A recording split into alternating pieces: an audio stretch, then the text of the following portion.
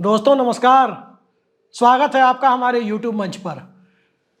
3 दिसंबर की तारीख और 3 दिसंबर की तारीख के पहले हो रहा सियासी खेल, और इस सियासी खेल को लोकतंत्र के महापर्व के आदर्श वाक्य से यदि विभूषित किया जाए तो सियासत बहुत सामान्य सी दिखती है, लेकिन वास्तविकता में सियासत उतनी सामान्य है नहीं।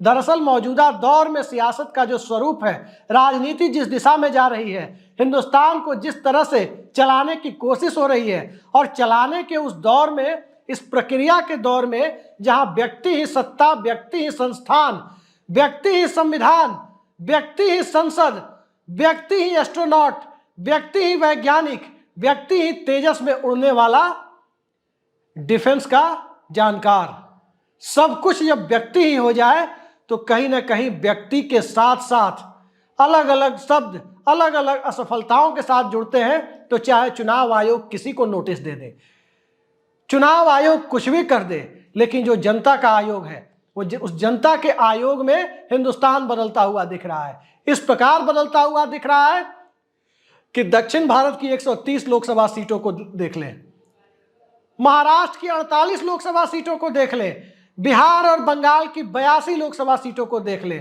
पंजाब की 13 लोकसभा सीटों को देख लें, तो भारतीय जनता पार्टी के पास तकरीबन 270 लोकसभा सीटों में से 20 लोकसभा सीटों की हैसियत नहीं बचती है। तो क्या इसका अर्थ यह निकाला जाए कि बची हुई 270 लोकसभा सीटों में भारतीय जनता पार्टी को 250 सीटों तक पहुंचना होगा, और इस असंभव टास्क को पूरा किए बिना नरेंद्र मोदी की तीसरी ताजपोशी लगभग असंभव सी बात है। जी हां, बिल्कुल यही स्थिति है। और नागपुर से लेकर दिल्ली तक, रेशम बाग से लेकर झंडेवालान तक, और भाजपा मुख्यालय यानी दीनदयाल उपाध्याय मार्ग से लेकर 7 लोक कल्याण मार्ग तक जो चिंता का माहौल है, उस चिंता के माहौल में छत्तीसगढ़, मध्य प्रदेश और राजस्थान की भूमिका तो बहुत छोटी सी है। उत्तर प्रदेश में योगी रहेंगे या जाएंगे, इसकी भूमिका भी बहुत छोटी सी है। दरअसल बड़ी भूमिका उस माहौल की है जिसे अमूल बनाम नंदिनी विवाद ने तैयार किया। बड़ी भूमिका उस माहौल की है जिसे ओल्ड पेंशन स्कीम को लेकर भारतीय जनता पार्टी की हठधर्मिता ने तैयार किया। बड़ी भूमिका उस माहौल की है जिस माहौल को बनाने में 4 साल की अग्निवीर जैसी योजना ने अपनी भूमिका अदा की। और बड़ी भूमिका उस माहौल की है जिसमें इस देश में रोजगार और प्रति व्यक्ति आय के स्तर के आंकड़े यदि जारी कर दिए जाए तो सत्ता के साथ साथ सिस्टम भी कहीं ना कहीं थरथराता हुआ नजर आएगा।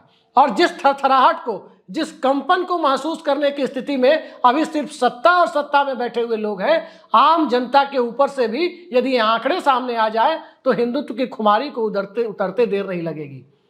हलाल और झटका विवाद को इस कान से सुनकर उस कान से निकालते व्यक्ति देर नहीं करेगा यदि उसके सामने वास्तविक हालात पेश कर दिए जाए।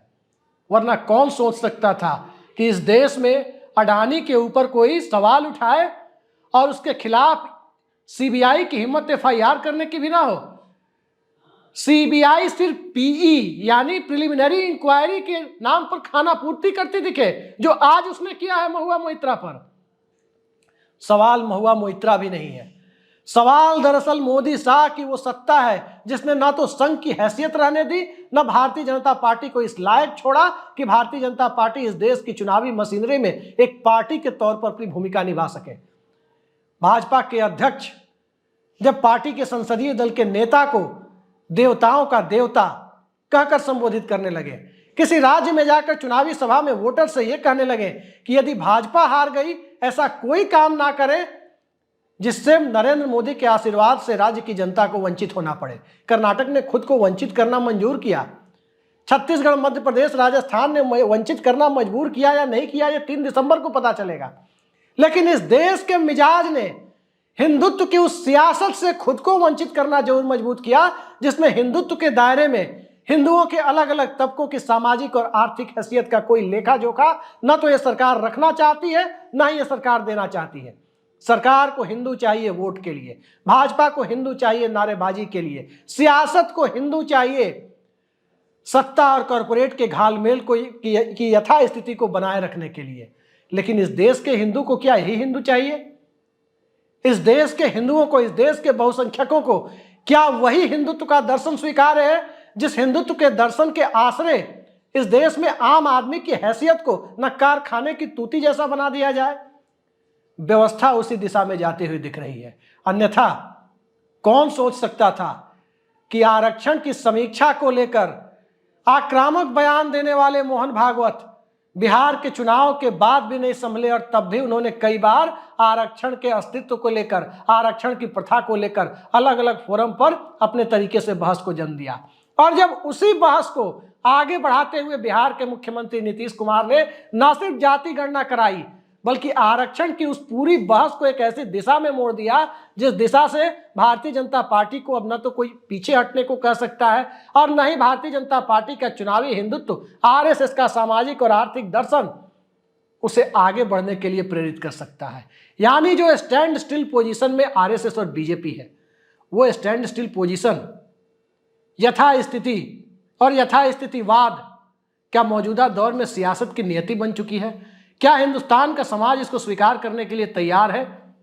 मत भूलिए कि पराजय बोध की सबसे बड़ी शरणस्थली यथास्थितिवाद है, और उस यथास्थितिवाद के ऊपर नरेंद्र मोदी की भारतीय जनता पार्टी, अमित शाह जैसे चाणक्य और चुनावी रणनीतिकार के होते हुए, आरएसएस के विशाल सूचना तंत्र और प्रचार तंत्र के होते हुए, और भारतीय जनता पार्टी को विश्व की सबसे बड़ी पार्टी बताते नहीं थकने वाले भाजपा के अलग अलग प्रवक्ताओं के होते हुए, आखिर वो कौन सी परिस्थिति आ गई है कि चुनाव में मुद्दों पर नहीं कन्हैया लाल पर जाने की बात होती है?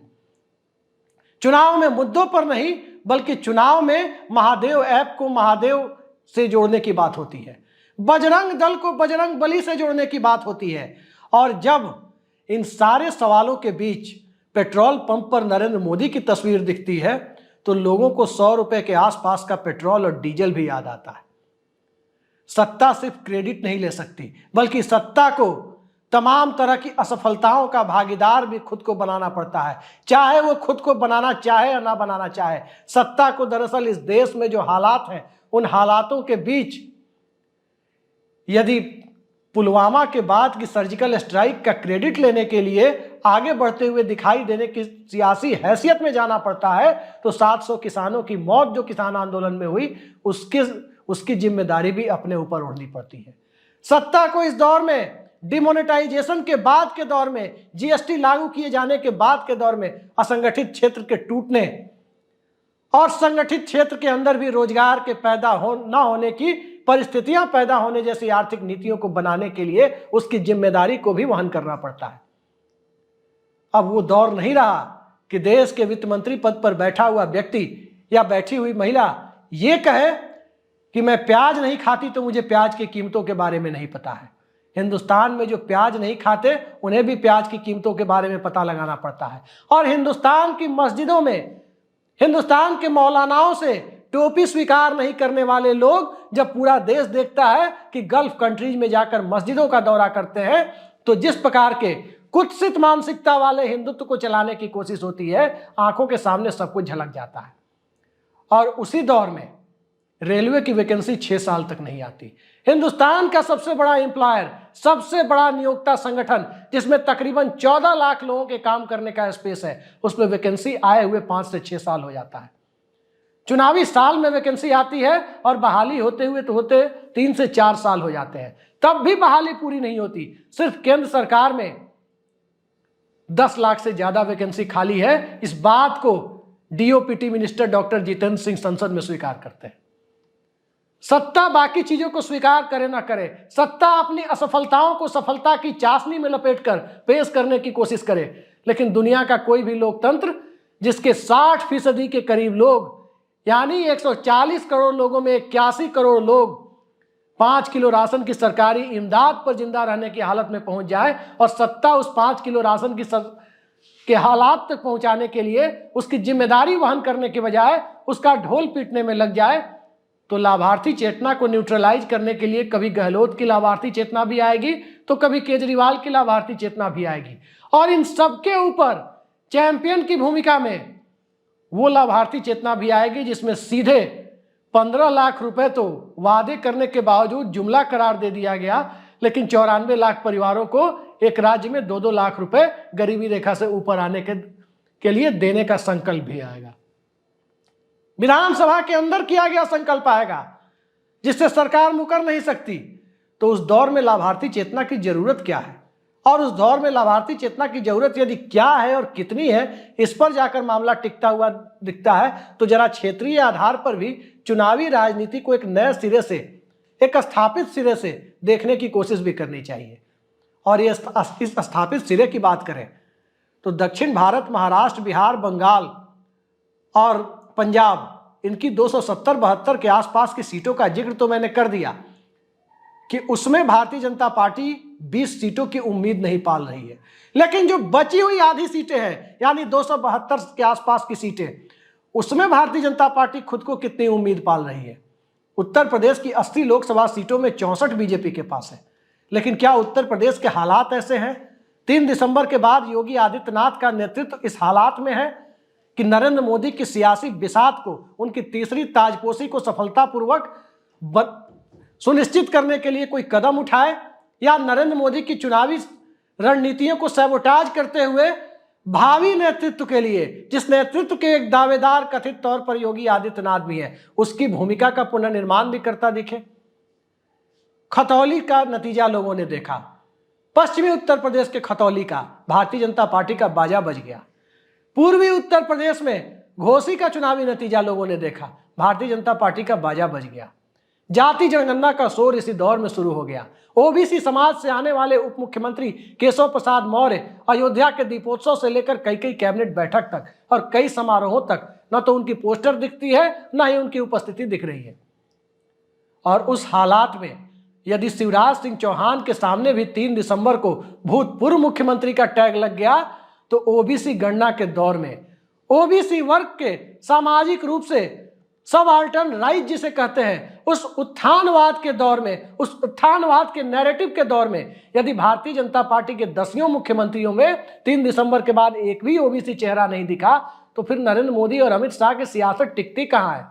उन राज्यों में कहाँ टिकती है जहां भारतीय जनता पार्टी ने खुद को ढोल पीट करके नरेंद्र मोदी की ओबीसी आइडेंटिटी के सहारे अपनी लोकसभा सीटों को मैक्सिमाइज करने, अधिकतम करने की दिशा में बड़ा कदम बढ़ाया था। चाहे बात छत्तीसगढ़ की कर लें, 11 में 9 लोकसभा सीटें भाजपा की है। चाहे बात उड़ीसा की कर लें, 21 में 8 लोकसभा सीटें भाजपा की है। चाहे बात मध्य प्रदेश की कर लें, 29 में 28 लोकसभा सीटें भाजपा की है। और चाहे बात राजस्थान की करें, 25 में 25 लोकसभा सीटें भाजपा की है। गुजरात की करें, 26 में 26 लोकसभा सीटें भाजपा की है। हरियाणा की करें, 10 में 10 लोकसभा सीटें भाजपा की है। दिल्ली की करें, सभी 7 लोकसभा सीटें भाजपा की है। और उत्तराखंड, हिमाचल प्रदेश और चंडीगढ़ की बात करें तो इन तीनों राज्यों की कुल मिलाकर 10 की 10 लोकसभा सीटें भाजपा के पास है। क्या अब ये हालात हैं कि इस सफलता को इस तरीके से दोहराया जा सके? और छोड़िए, झारखंड में 14 में 11 लोकसभा सीटें भारतीय जनता पार्टी के पास है, लेकिन आरक्षण बढ़ाने के प्रोसेस को, विधानसभा की प्रक्रिया को जिस प्रकार से भारतीय जनता पार्टी की सरकार द्वारा नियुक्त गवर्नर, भारतीय जनता पार्टी के सदस्य रह चुके गवर्नर, उन्होंने जिस तरह से उस मामले को रोक करके रखा, क्या अब ये हालात हैं कि झारखंड का ओबीसी वर्ग भारतीय जनता पार्टी के साथ खड़ा हो जाए? क्या अब ये हालात हैं कि अच्छे दिनों और अमृतकाल का वादा समाज के उस तबके को किया जा सके जिस तबके को लेकर तमाम तरह की बातें, गरीबी को हमने सबसे करीब से देखा है, ये दावा करने वाले नरेंद्र मोदी के दौर में क्या वाकई गरीबी मिटाने की दिशा में कोई बहुत बड़ा अभियान चलते हुए लोगों ने देखा? हिंदुस्तान में गरीबी मिटी या नहीं मिटी, ये पूरे देश को पता है। लेकिन हिंदुस्तान में कुछ खास कॉरपोरेट की संपत्ति में कई गुना इजाफा हुआ, इस तथ्य से भारत या ही नहीं बल्कि दुनिया का कोई व्यक्ति इनकार नहीं कर सकता। हिंडन नदी में कितना पानी बहा, यह देखने के लिए लोगों के पास शायद फुर्सत ना हो। हिंडन नदी कितनी साफ हुई, यह देखने के लिए लोगों के पास फुर्सत ना हो। और फुर्सत होगी भी क्यों? क्योंकि गंगा सफाई का जब अभियान पूरा नहीं हो पाया, ऐसे में भला हिंडन को कौन पूछता है? लेकिन हिंडन को कोई पूछे ना पूछे, हिंडनबर्ग का भूत सत्ता के करीबी कॉरपोरेट को और उसके साथ साथ सत्ता को इस हद तक डरा रहा है कि 4 महीने बाद होने वाले चुनाव में हिंडनबर्ग सियासत का अगला बोफोर्स बनकर सामने आ जाए, तो उस बोफोर्स के सहारे सियासत को नए तरीके से परिभाषित करने के लिए सत्ता की जरूरत होती है। देखते हैं सत्ता किसे मिलती है। फिलहाल के लिए इतना ही। नमस्कार।